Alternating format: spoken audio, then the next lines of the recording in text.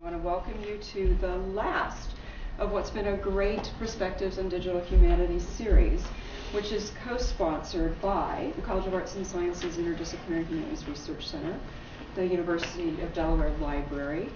IT Academic Technology Services has had a hand in the workshops that have been staffed by both Paul Hyde's IT group and the library, and the Department of English has been a generous sponsor of the series as well. So I want to again thank the funders of this whole initiative for all the support they've given and the ideas for what's next up.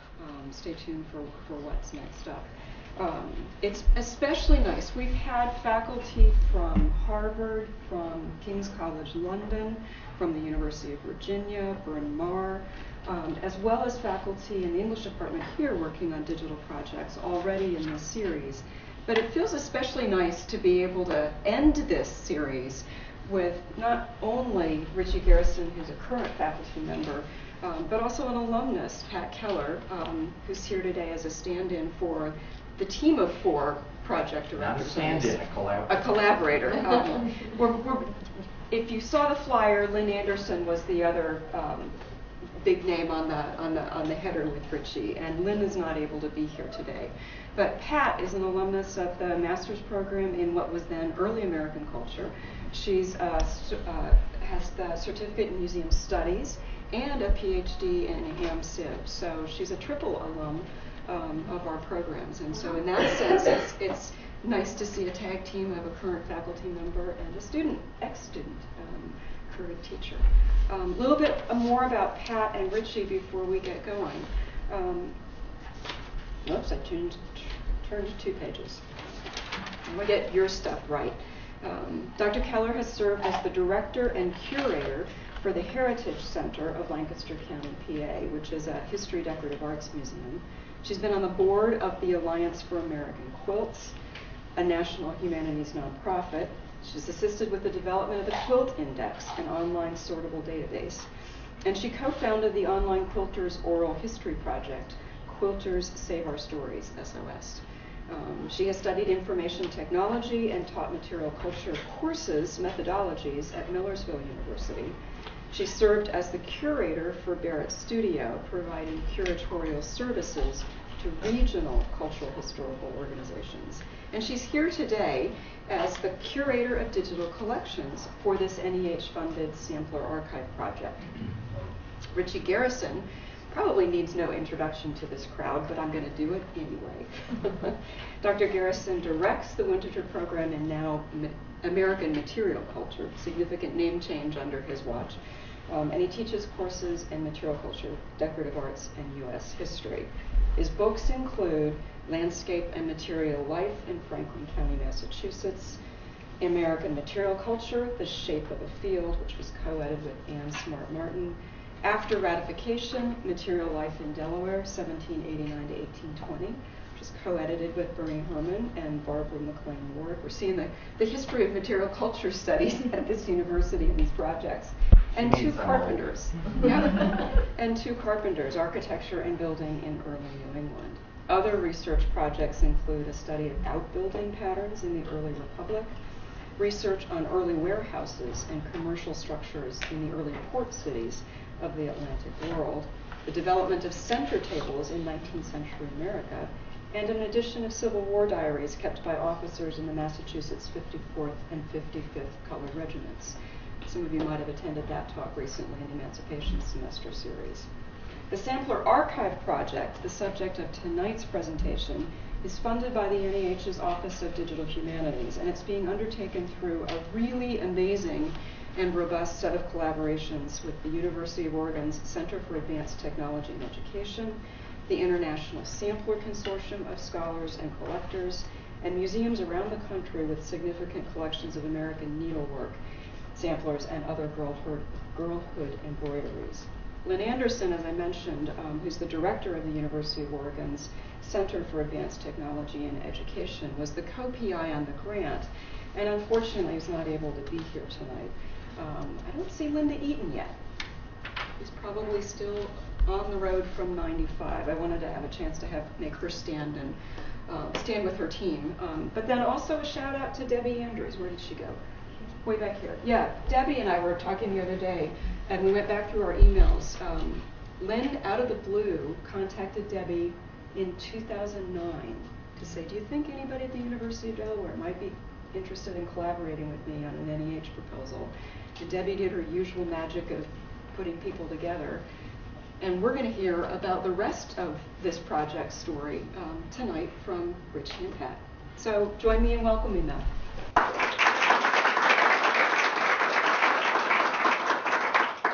Well, thank you, Anne. That was very kind. I'm going to say just a little bit more about the process of getting the grant. I won't go into much detail because we've already rehearsed it for some of the graduate students who were in an earlier session this afternoon. But I think it may be instructive for those of you who've never been through the process before to learn a little bit about how it came into being and what some of the lessons or takeaways are from the process itself.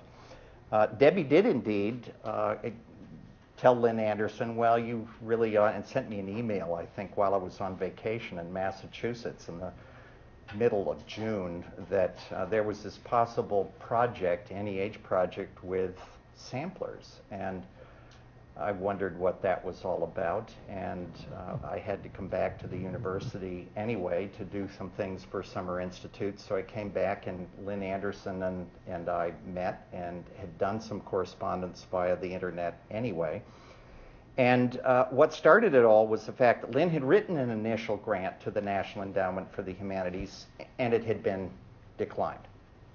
And she got very valuable feedback from the peer reviewers who evaluated the proposal, which said, in effect, we love this idea, but we're concerned that the University of Oregon has no reputation in the field of decorative arts and material culture, and what's the long-term prospect for sustainability if you create a digital sampler archive? And so she had done some prospecting. She certainly knew about the samplers that are at the Winterthur Museum, and also Lynne being Lynne, and having worked with the Sampler Consortium, had learned a great deal about other samplers in the Middle Atlantic region. And so after she and I met, at that point I think we had a grand total of 2 weeks to resubmit. And we did resubmit, but I knew when we resubmitted that we really hadn't had an opportunity to fully digest and think through, okay, we've taken a project that was conceptualized around one institution, and we've now got 2 institutions. How do we stitch this together in a way that's really going to be workable? And how do we do it in a way that will accrue some benefits to the University of Delaware, not just the University of Oregon? I had no intention, of course, of taking it away from Oregon. The whole strength of the project was built around this collaboration between 2 institutions. And so initially we thought, well, we could get some of our graduate students involved in this. We got shot down again.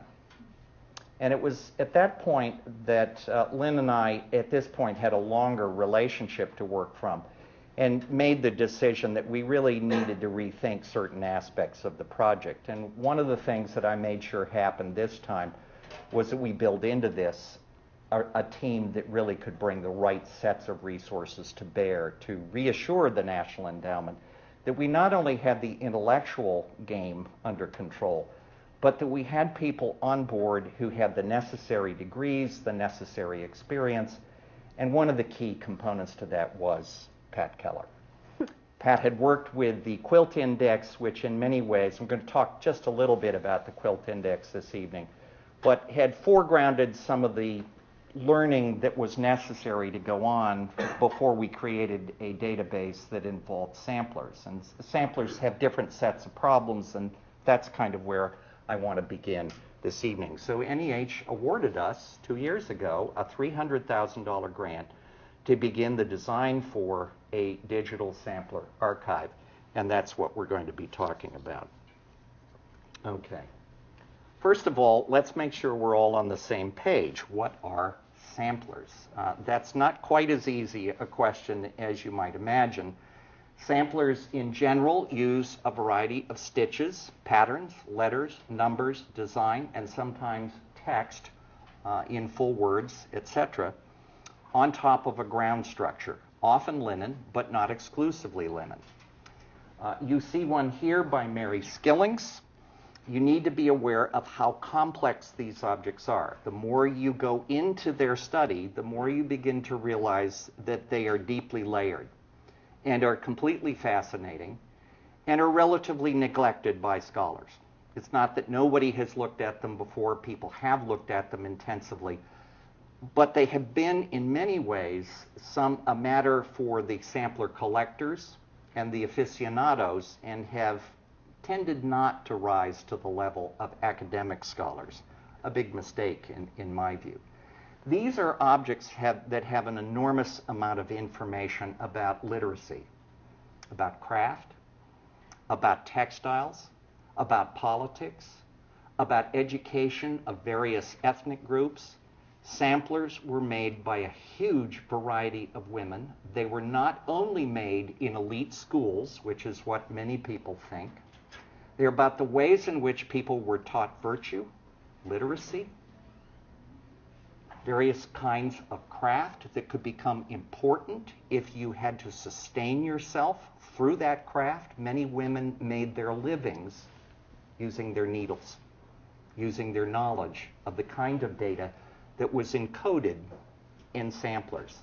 In many cases, we are dealing with objects that also reveal much about regional developments in the form of schools where samplers were taught, about the importance of textiles, especially in the 17th and the 18th century, in the kind of wealth they represented, and the ways in which marking, simple kinds of marking strategies were necessary to keep track of things. So these are important objects that frankly deserve much more time and attention. Let's take a look at some of the different kinds of samplers that were out there. There are hundreds. Lynne and the Sampler Consortium estimate at this point that there are somewhere in the vicinity of 11,000 surviving samplers from the 17th, 18th, and early 19th century. Our focus goes up to roughly 1850. In point of fact, people are still making samplers today, but our energies are going to be devoted for this particular archive in the period up to about 1850. We are concentrating on American samplers, which sounds obvious, but in fact there are samplers that are made in Europe, both on the continent and in England. There are samplers that are made in Canada and are in French.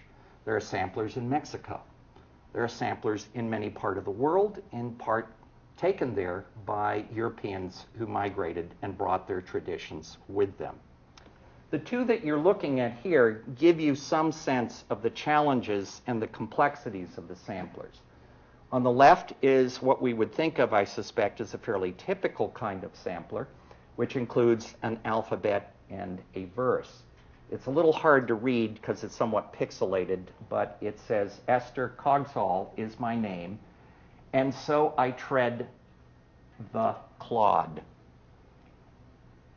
And oh, that every step I take, you have to remember the S's look like F's, may bring me nearer God. And this is Esther in my, I can't read that actually. PC in my 12th year, 11th year? 11th year, 1774. 1774. If you can't read that. And notice the motif that she's included here. Adam and Eve with the serpent and the tree, and a variety of other decorative borders, and of course letters and numbers. This was how many young women learned their letters. This is how they learned fine motor skills. This is how they learned virtue. This is how they got educated in reading and various other forms of literacy that are really critical to understanding women's work and lives in the 17th, 18th, and 19th century.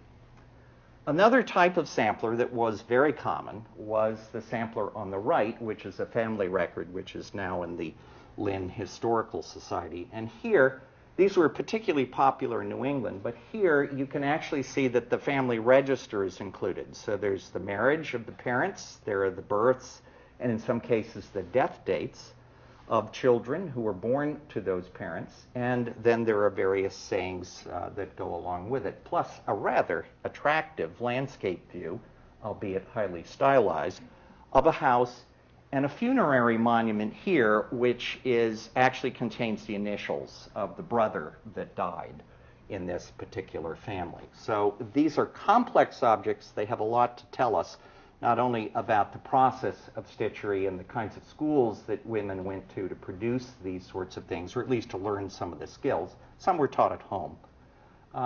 But it's a great example of this sort of thing. Ultimately, the sense was that you would add in the names and dates of the family over time, but in fact, this sampler, like most of the genre, did not include the later marriage and death dates. You may have seen these types of samplers at various points. Samplers were a part then of everyday education for many, many young women, and they appear in surprising kinds of contexts. Many of the marking samplers, so-called, which included patterns and numbers and letters, are the product of relatively young girls, say roughly between the ages of 9 and 13, sometimes a little older than that, sometimes finished at older ages. But for those who went to female academies or who continued their needlework traditions, we are also taking a look at the finer silk sorts of embroideries that are really often artistic expressions. You can get lost in the stitches, I suppose, if you want to do that. You can get lost in the various materials that went into the production of these things.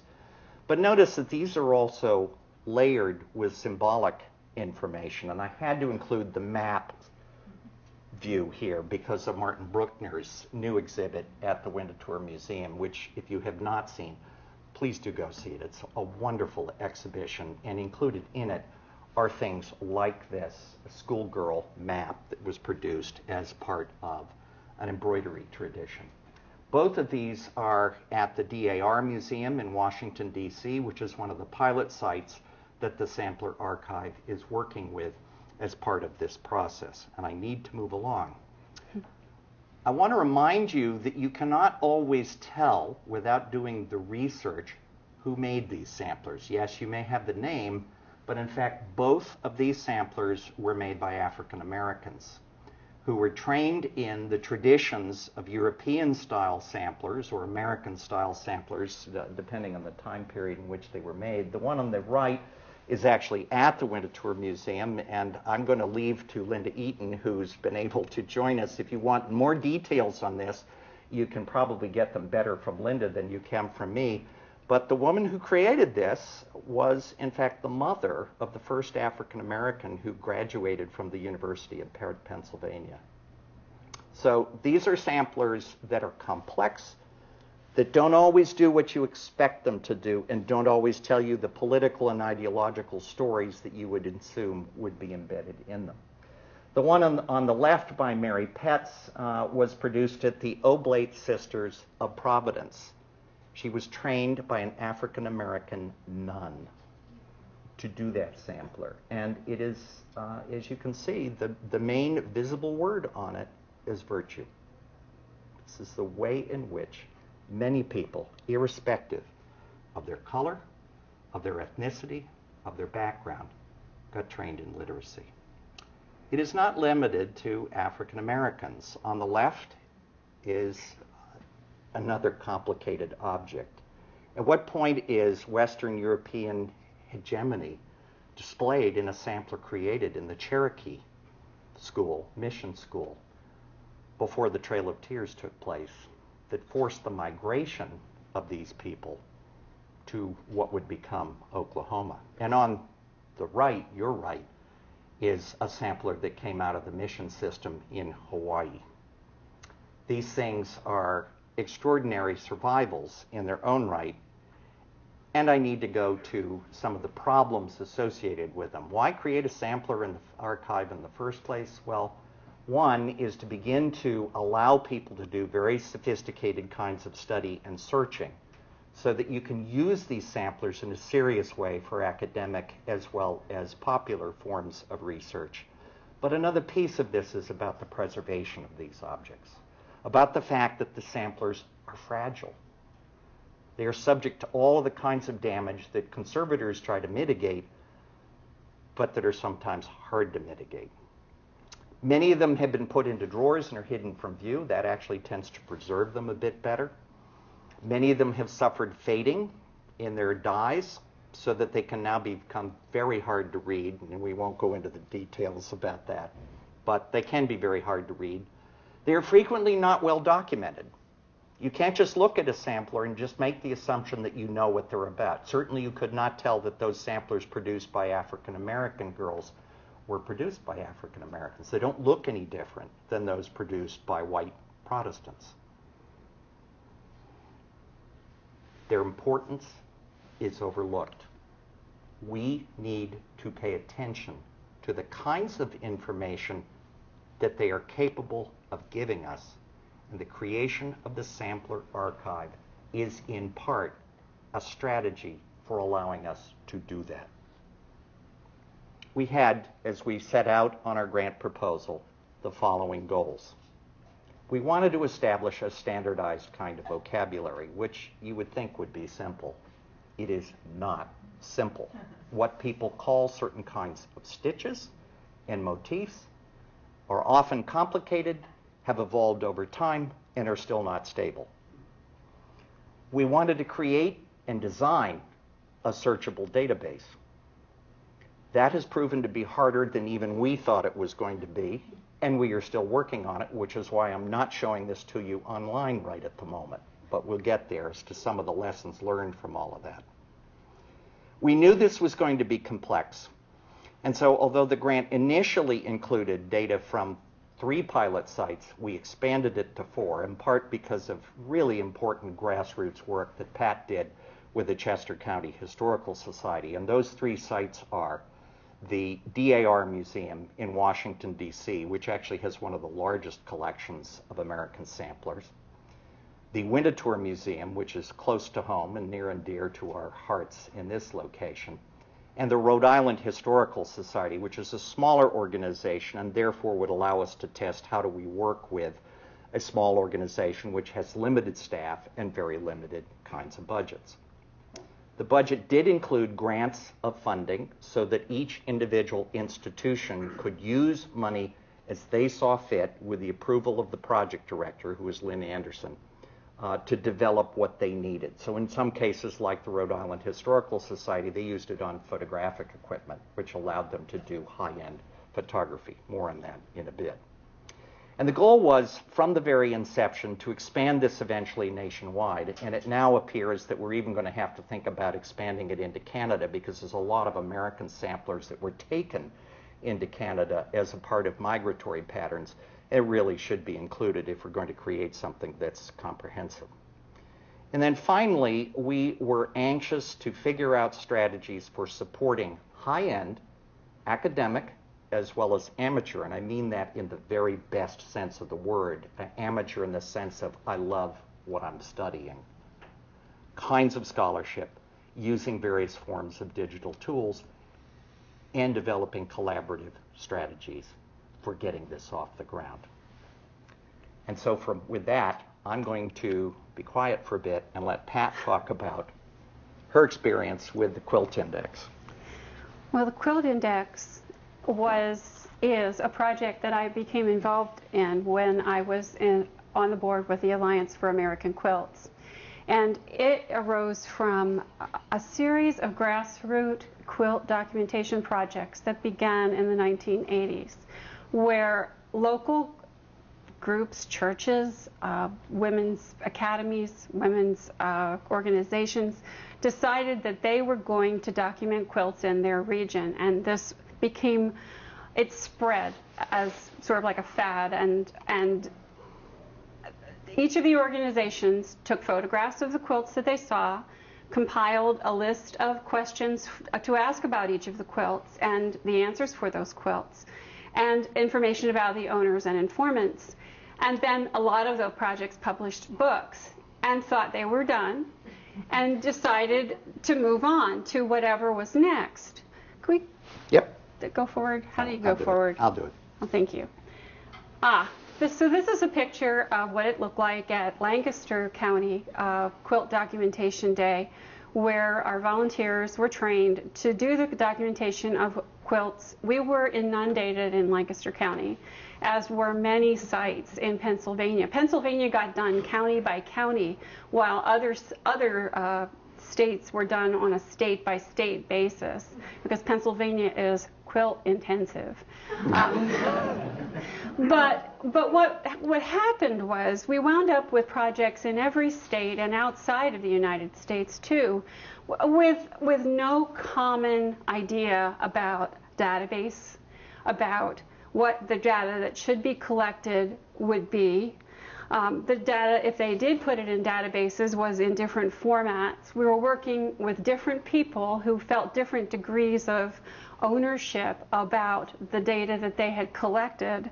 And some were eager to share that data, and some wanted to hoard that data, to use a word that now it brings up awful visions of things. But we called it the boxes under the bed problem. And what are we going to do? And the Alliance for American Quilts wanted, led by Shelley Ziegart, really wanted to see one unified database available online so that people could look at the images taken by each of these projects in various formats, variously well done, look at the data that was collected, and sort through that. So these are some of the, this is one of the paper forms that the Quilt Index was looking at. What we had to do, and I was involved with the Quilt Index, the field development, it was a nightmare and it was a challenge. The goal was for us to come up with one database that dealt with all of this disparate way of approaching data collection. And I was part of the field development team, and we came up with what were the core questions that almost everybody asked, or everybody did ask. And they became our core fields that would probably correlate with the Dublin Core, if you're familiar with Dublin Core, and probably wouldn't correlate with Dublin Core if you're familiar with it too. And then there were the comprehensive fields, which expanded outside of the core fields and tried to collect as much of the disparate data that we possibly could and make it as available as we possibly could. And then we had to train pilot sites to put their data into the online database, so that there were efforts to create partnerships and then to train people who wanted to do it but weren't necessarily computer literate. I mean, this was 15, 16 years ago that this got started. And then we also had to scan all of their photographs, all of their positives if that's what they had, develop from negatives if that's all they still had. It didn't matter, we worked from it. So when you look through the Quilt Index, you find photographs that are blurry, some of which are off-center, some of which have people in them, some of which are terrific. But what it is our best effort to bring together the work of a national grassroots effort to document the quilts that people made and that people still think are important enough to save and important enough to voluntarily bring in to community documentation events for which they got paid nothing, except possibly the opportunity to talk with a conservator about how best to care for the quilt in their possession. This was a volunteer effort. It was an effort that ran on love and still does. And a whole lot of NEH and NEA and IMLS money too, because they invested heavily in the digital repository development. As we went along trying to build out the archive, we would then build it out to include the photographs. We would build it out to include ways of sorting, and there are many more ways we could build it out. But funding right now is a very highly competitive thing. But it's not done. It's a work in progress. So you saw the picture of the documentation event for quilts. And this is a documentation event held, fast forward 20 years. And this was held last spring, a sampler documentation event at the Chester County Historical Society. And I am standing up on a stage in the front of an auditorium that used to be a gymnasium, looking out over stations where volunteers that Ellen Enslow, curator at the Society, and I had trained to document samplers, the very complex objects, and very much smaller, thank goodness, objects than quilts, which required great big tables.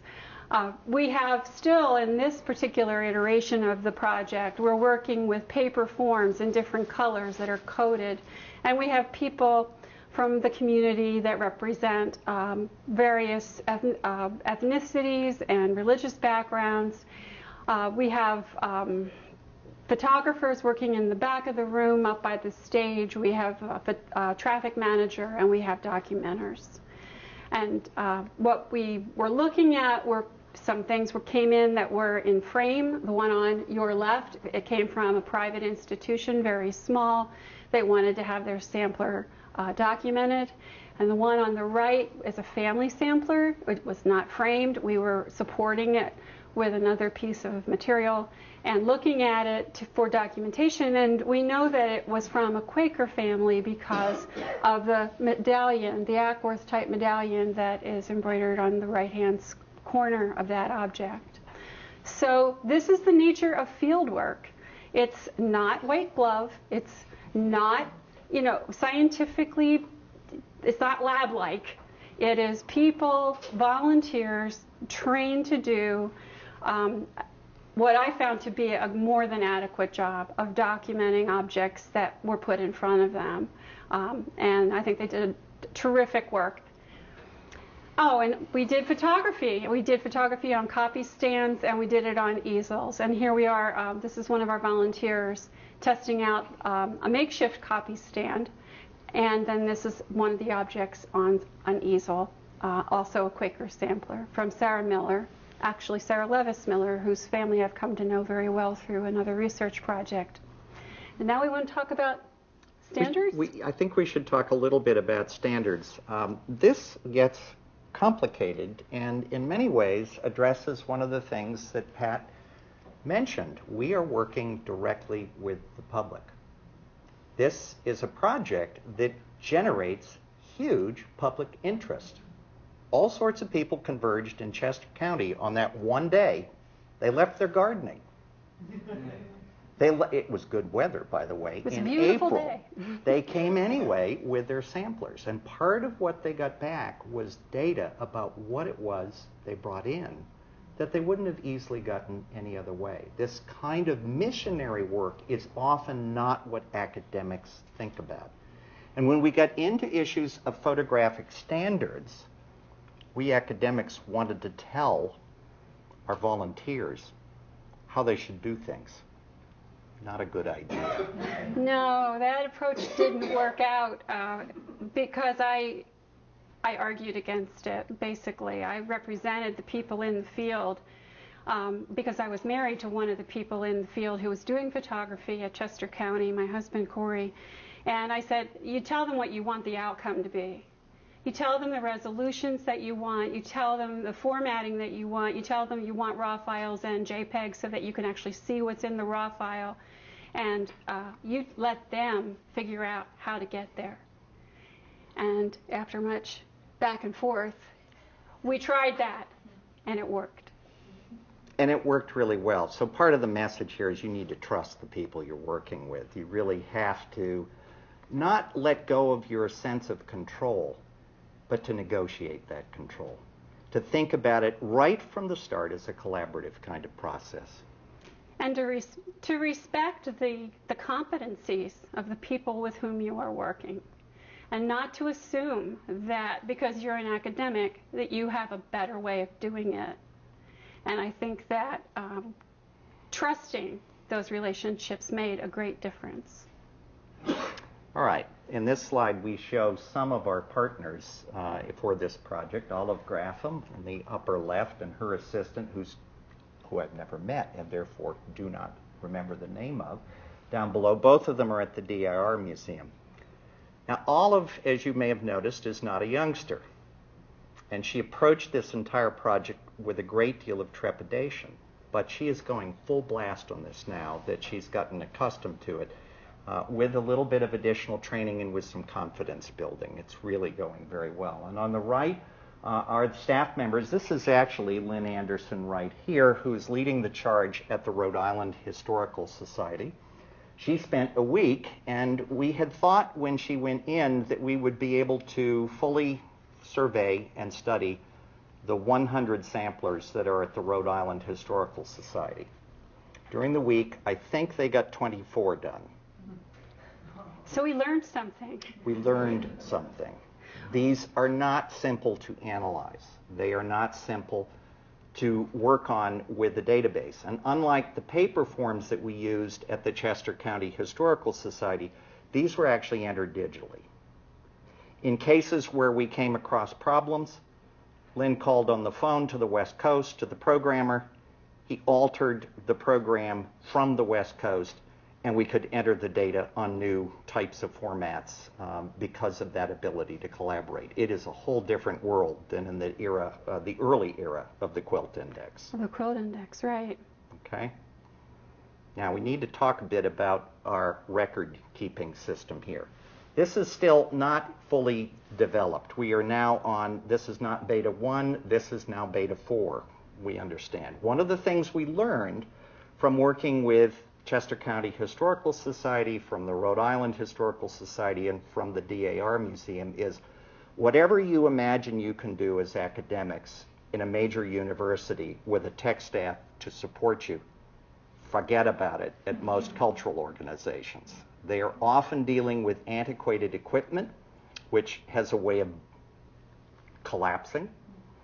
Their wireless systems are slow in many cases, and don't always work at all.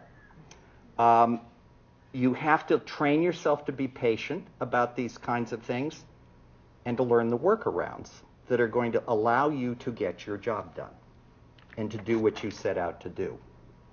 One of the things that Lynne learned from working on the Rhode Island project and then a subsequent project that she got involved with in Maine was what she referred to, I believe, as the eye roll. Oh, the eye roll test. The eye roll test. If a curator or collections manager looked at the questionnaire and rolled their eyes, it was too complicated. So Lynne had to scale back from the 24-page, oh, Linda, you will remember this, the 27-page, it kept getting longer, pages of questions that Linda and I went through over and over, and we could not possibly do one in less than 2 hours. It was ridiculous. And Lynne wanted all of the data. She wanted the data. So when she went and tried to do it and learned that she couldn't do it, that's when we streamlined. But one of the good things is the failure became a learning lesson.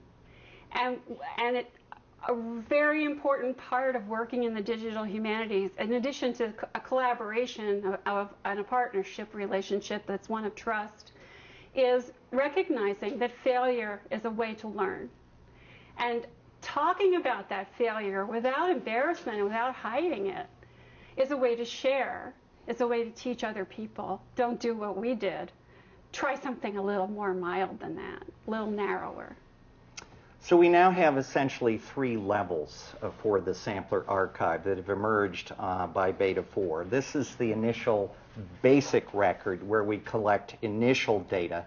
And you'll notice it's a series really of checkoff boxes. And depending on what you check off, I made the analog the other day that this is a little like working with your tax software preparation. If you click yes, it takes you to a certain screen that allows you to fill in the data. Well, this is a little bit like that, except that this is dealing with samplers and not how much you owe the federal government or your state government, as the case may be. What you're doing here with these screens is to begin to collect some of the very basic kinds of data. I should say that the screenshot before this one is not something that people will actually see. This is a working model, and it will be a version of what's behind the scenes, but it's not something that the public will interface with. It will become pretty. Yeah, it will be the data that pushes up on the screen. That's pretty. Right. So here, for example, is Elizabeth Drew's sampler, and it shows you the different kinds of texts. The database is designed, in fact, to allow us to track the different styles of text that appear on samplers like this, the different borders, in some cases down to the level of the different stitches that are used. You would be able to sort eventually using patterns of things like stitches and motifs, which we'll get to in a moment. And here's the screen where people would be talking about the different styles of letters and making checkoffs about what they're looking at. Here's a border. There are lots of borders, thousands of borders. How many samplers? That's how many borders. Basically. Yeah. And There are motifs. symbols. Many of them are fun. You know, somebody will someday go into the sampler archive and want to see every dog depicted. It'll probably be Casey Greer, but they will want to see every dog or every horse. And I can't say at the moment that knowing how many samplers had horses or dogs on them is important or not. We won't know until we have that kind of level of analysis as to whether it's important or not. Somebody studying pets or symbols or visual culture in this time period might in fact find that really useful sorts of data. And here is the input screen where the volunteer or the input person, which may be me, will be talking about the motifs, checking them off. We're also looking at the materials used for creating the objects, the ground cloth, as well as the material used for doing the stitching. And the motifs that Ritchie was talking about are here, places for checking them off, and the kinds of stitches are here. You should probably talk about levels because we're moving it past basic level into level 2 and level 3. Yeah, the level 2 is where it gets a little more complicated, and level 3 takes you into the extended level, takes you into literally what kinds of stitches are used. Some people really can identify French knots and satin stitches and chain stitches and a whole range of stitchery that would be for them really valuable to know about in a sampler archive. We know that in many cases the initial data that is input will not include this level of detail, that it will include a basic kind of record that will allow people to do fundamentally important kinds of searching. We are working very hard on setting photographic standards because we know that photographs are one of the ways we would be able, actually, if you had the training, to go back in and identify different kinds of stitch types. So one of the things we learned was you cannot just digitize old slides. Oh, my goodness. People would say, from institutions, they would say, well, we digitized all of the slides in our photographic collection. Well, when were those slides taken? Ectochrome tends to change color over time. And you digitized that slide, and that digital image is an image that is changed in color from its original. Just because you've digitized an old picture doesn't mean you've changed that picture and brought it up to born digital visual standards. And this is something that seems so obvious once you realize it. But when people say, no, we digitized our photographic collection, they know it's digital, but they don't realize it still looks just like it did before. Not good. So in the extended screen, you can see the number of different kinds of stitches used on some of these samplers. And since we're beginning to run out of time, I want to move forward fairly quickly. These are not just obvious kinds of records. The family samplers especially require the kind of standard record linkage research that allows us to understand what is going on here. For example, this sampler was made in Annapolis, except it was Annapolis County, Nova Scotia. And that was not initially apparent until we actually did some of the background research to establish where this sampler was created. Now that might be very important for somebody studying the Canadian Maritimes or looking at the ways in which Canada's literacy differs, female literacy differs from the literacy in America. but you can't short circuit the standard kinds of historical research that has to go on in order to understand the meaning of these sorts of things. You have to develop their context, their social context, their familial context, and their international context. This is the entry for Sarah Ann Underhill, age 9, and here is her sampler. I don't know about you, but how many of you could do that kind of work when you were 9? I wouldn't have, but okay. And then the data entry for the record. Yeah, that's what the entry looks like for her. It will become pretty once it's output. Let's get to the conclusions. We're convinced, you may not be, but we're convinced that samplers really are important historical resources that are underexploited by both scholars and many people who would potentially find them of great interest. As Pat said a moment ago, we have to unlearn the idea that you fail at things. You have to really see failure as a part of a process of refining what you're trying to do. Scientists don't have this issue. Humanists struggle with this because we don't like to fail. You know, we think, oh, we'll just redraft it. But if you're a scientist, you're going to think about it in terms of, okay, that experiment didn't work. Let's think of another way of doing this that will work. And doing this kind of digital work requires a merging of thinking about both science-related issues and humanities-related issues. And sometimes, if it doesn't work, it shows you something that you never expected. And you might find serendipitously that it worked, but in a different way than you thought it might. So organizational limitations not only are creative in the sense of teaching us what doesn't work, but they're absolutely essential to doing this work in a collaborative format. If we are not respecting the folks we're working with, we are not going to get very far with this sort of thing. And it made us become more creative about how we're going to collect the data so that we're not necessarily going to ask the people on the floor at the institution to do the 29-page form, but with the 3 levels and using community sourcing and high-resolution photographs, we can go to level 3 with people with very good stitch recognition skills and high-resolution photographs available to them online. They'll be trained, they'll be vetted, and they'll be able to do citizen science type inputs and fill in the database at level 3. This is partly why the digital photography is so critical. We learn quickly that the digital photography is actually superior to the old wet-based chemical photography that many of us grew up with. I want to stress how important it is to think about this as a form of collaboration. Humanists struggle with this. We have the heroic monograph model in which we go to the library. Now, there's nothing wrong with libraries. I want to reassure Susan. They are important, but they aren't the only place to do research. And very often, this kind of collaboration generates insights, experiences, and support at the community and grassroots level that makes the humanities meaningful in ways that many of us who are humanists are now really worried about. If your humanities are meaningful, you don't necessarily have to be out there selling them to people who don't understand why they're important. Whoops.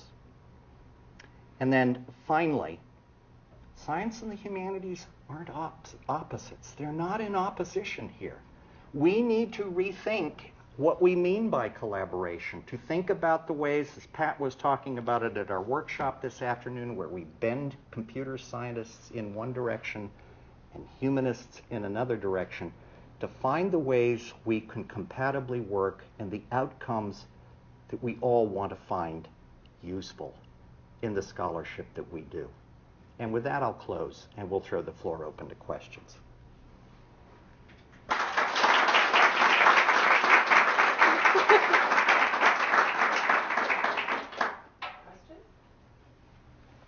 I might just want to eat. I don't know. Ritchie, and Pat, I understand your data collection process, but you talked about the background research on the objects. How do you plan to accomplish that? Will that be done through volunteers at these organizations, or? Actually, there's a partnership with, I think it's the Gen Society that Lynne is working on, and the New England Historical and Genealogical Society, that they are beginning to work with us. That's another grant down the road, I think. And it will probably become part of that extended module in which we can link, whether we'll be able to do it through familyancestry.com or whether through other kinds of records isn't entirely clear yet. But I think given the scale of this and its complexity, you could not afford to do this fully with professionals. You have to do it with volunteers. It's the only way you can get it done. And when you're thinking about this, you have to conceptualize it. What are the outcomes that I can work with volunteer levels of training in order to make this happen?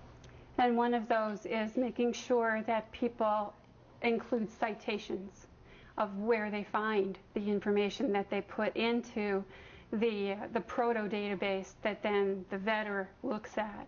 And if there's no citation, it wouldn't go live. Because you've got to be able to retrace steps. I'm sorry, people had hands up. I think Eric had his hand up, then Susan, and then Ann. I was going to defer to Susan. I'm wondering if you could conjecture that perhaps the reason that the genre of samplers did not rise to what you called in the beginning serious scholarship, would that be because it would be a largely female activity? Oh, absolutely. Not a question. Let me give you an example. We men think we're so smart. Years ago, well, we still do it, but during Summer Institute in the Winterthur program, we conduct a craft experience. Linda will resonate with this. And so we used to do one that was devoted to furniture. Now, furniture is a very guy kind of thing. And I'd make the students build stuff, sometimes as complicated as tables, which taught them a whole lot about woodworking and the complexity and imponderables of working with intractable materials. Linda Eaton told me one year, we really ought to show them what happens when you work with textiles. And so one year I divided the group into thirds.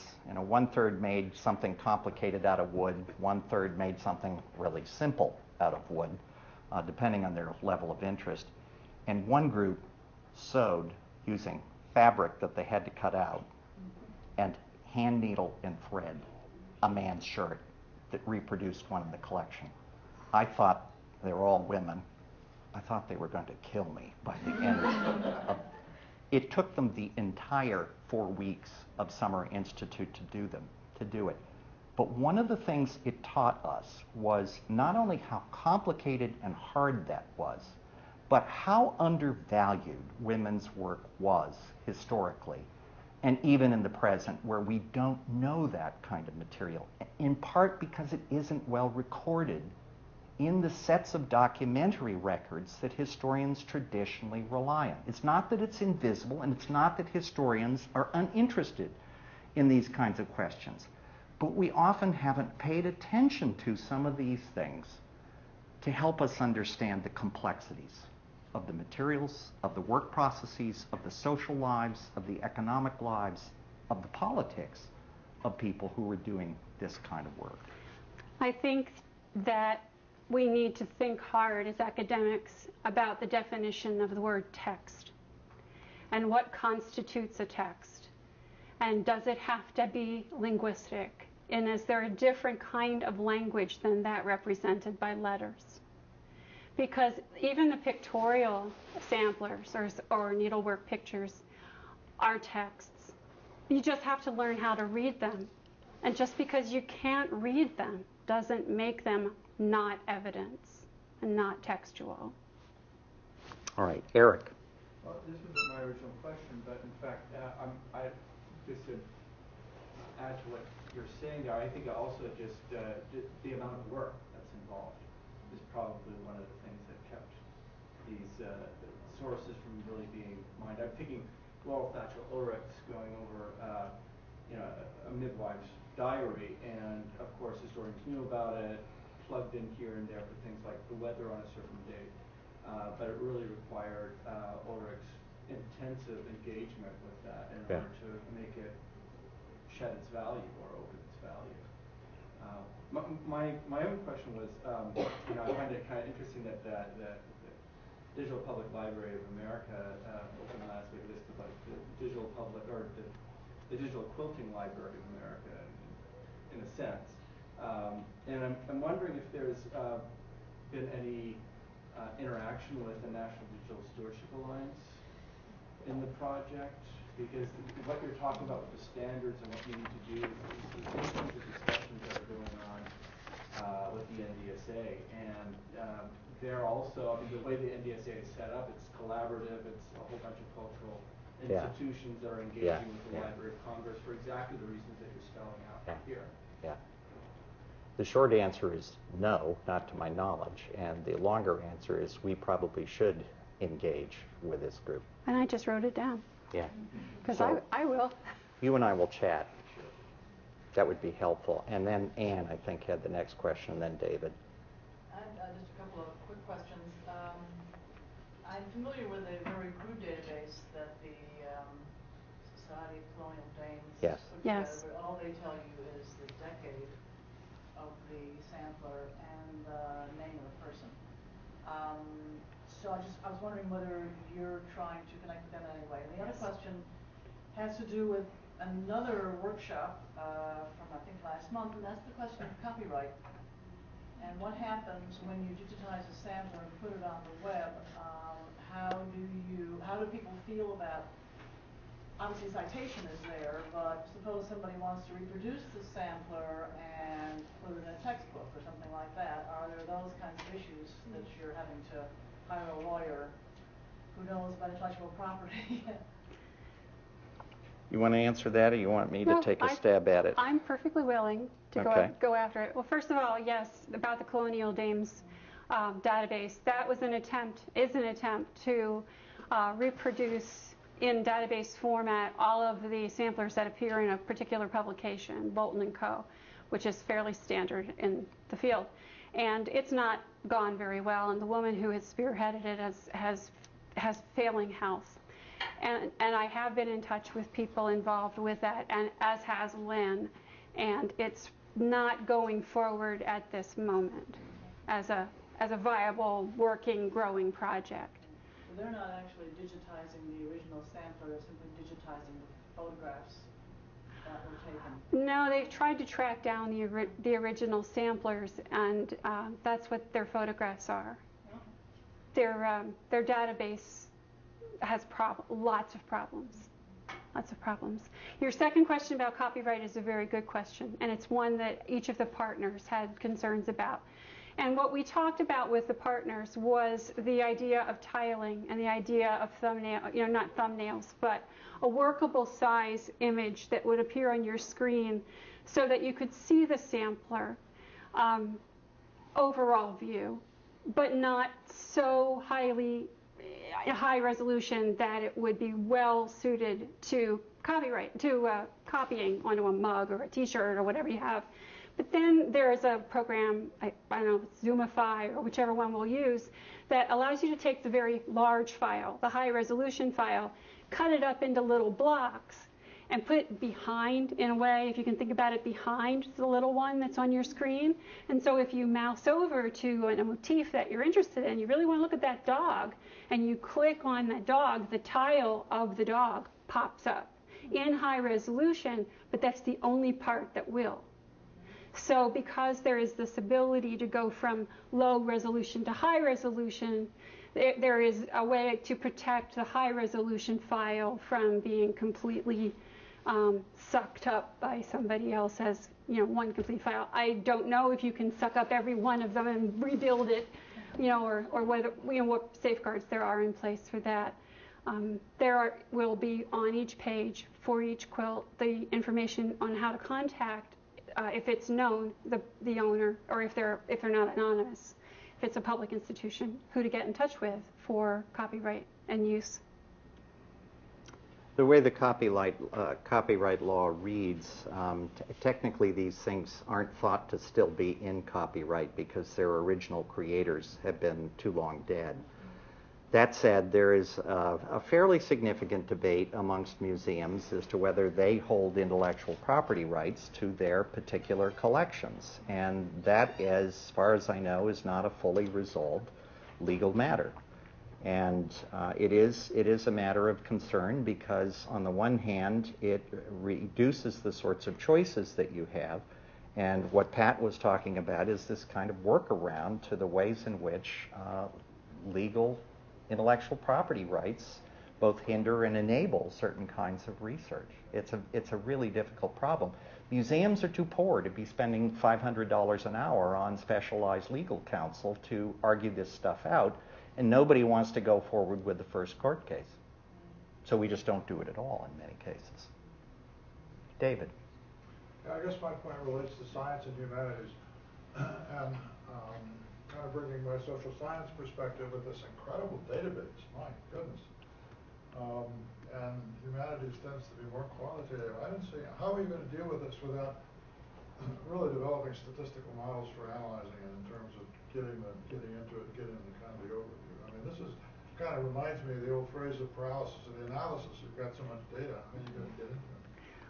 Well, that's what the Digging into Data projects funded by the National Endowment were all about, is how do we deal with these very large data issues. And we may be looking at the supercomputing centers, which is almost a joke because our phones are probably as powerful as the original supercomputing centers used to be. But we may be going to them, meaning this project and other projects with big data like the Quilt Index, and saying, we need to run this big statistical package, and we need your help to do it. You might get some really interesting surprises when you start using aggregate analysis, like all this data, started looking at factor analysis and see what kind of things, patterns begin to show up. That's right. We could find geographical patterns. We could find patterns of consumption. We may be able to define patterns of socioeconomic. Coordinates on all of these quotes? To geocode them, Yeah. we will be able to on those with known provenance, or and then with tagging like that, we'll be able to figure out where they, are there those kinds of patterns. And I'm real excited about that potential. So the short answer is not yet, but it is an evolutionary process. We just got past the eye roll test. Yeah, we're still learning what we thought were simple lessons and turned out to not be. Yes, question in the back. Well, actually, not a question. First, an appreciation, and then a couple of suggestions picking up on some of the language you've used from David's point. I think for me personally, the crowdsourcing projects of Judy Chicago with Dinner Party and Birth Project, or Margaret Wertheim's hyperbolic crochet coral reef, that these really transform the much of our sense. And what's really interesting is they also combine kind of science and humanities and doing that kind of work. But as a scientist, the three areas that I recommend that you use, because you talked about an evolutionary process and the genealogy. Within evolution, there's two approaches. One's called cladistics. Mm-hmm. You're already doing character analysis, and they fit nicely with reconstructing evolutionary history using that. And with geocoding, another area is called phylogeography. And so where are things relative to that kind of history? And that some experts from that field, they're not typical computer scientists, but they have this evolutionary background. But the third thing is, with the fine stitching, is looking at the kind of error rate of drop stitches or something like that. That again, this notion that something that doesn't work isn't failure. That what's the relative role of this kind of fine craft work in terms of you obviously have young children, 9 and 11 and so on kind of thing. But I think there's something really important there in terms of learning a craft and doing it, preserving it, etc., that might be very interesting to explore. See, this is why you need to go present this kind of research, because you get ideas you never would have imagined. Thank you. That's a really interesting set of suggestions. See, I need to go play with more scientists, I guess. We just need a sandbox. Yes. Have you considered making the database harvestable into Google? At this point, that's a complicated question. Let me see if I can address it this way. At this point, we are trying to make the database functional so that we not only can do reports using it, but that we can streamline the ability to input the actual data. And I think when we get past that hurdle, and we are pretty close on this, there is real data in the database. I don't want to suggest that there isn't, but it's not we haven't fully passed the eye roll test yet. So when we get past that eye roll test, I think we're going to be able to do some of these more sophisticated kinds of linkages that will increase the functionality of the archive. We have made the decision that we are going to put it onto Omeka and to work with that particular package so that we can make this, it's a very robust environment, at least at the moment. Who knows what will happen. But we went through a long process of trying to figure out what's the ideal content management system for this, allowing the database to sort of function in the background and not overburden people who want to use the archive with a lot of high-end problems trying to figure out how to use it. So Omeka has been our decision. And we'll see at the moment. I don't think the university is actually fully supporting Omeka, although I think it's going to be one of the areas that will emerge. Well, I'm quite interested in your question because I was trying to get in touch with Google because they are going around doing the great quality photographs of artwork.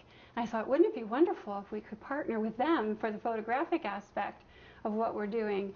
And I have plumbed as many depths as I have access to, and I couldn't get anybody at Google to talk to me. And if you have information, so if you know someone, yes, it would be wonderful to partner or work with them. We're into collaboration. We're not opposed to that. Especially with Google. Yeah, they might actually have money. So I should probably end with this.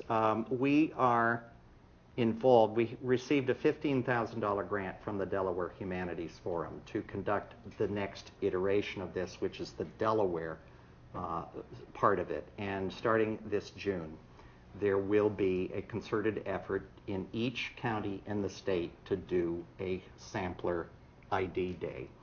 So we will be working with the Lewis Historical Society, with the Biggs Museum in Dover, and with the Delaware Historical Society. And there will be a symposium. We're just now in the planning stage for this, but the next phase of this is to begin using the sampler archive base, is to begin a kind of state-by-state rollout of intensive analysis of these kinds of things. And it's already proving to have generated a lot of interest. I haven't gotten the word out very well about it yet because we were trying to stabilize it. Wishing Ann Manser was in the audience writing these. I will get a hold of Ann. We just stabilized the dates, and that's one of the reasons I haven't written to Ann, because I wanted to give her the full information.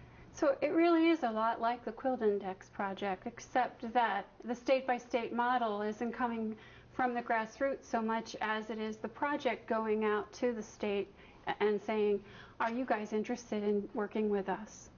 And that will help a lot with making sure that the data collected and the photographs all are a lot more standardized than the Quilt Index. So we're building on what's happened before, which is a wonderful thing. Join me again in thanking both Pat and Ritchie.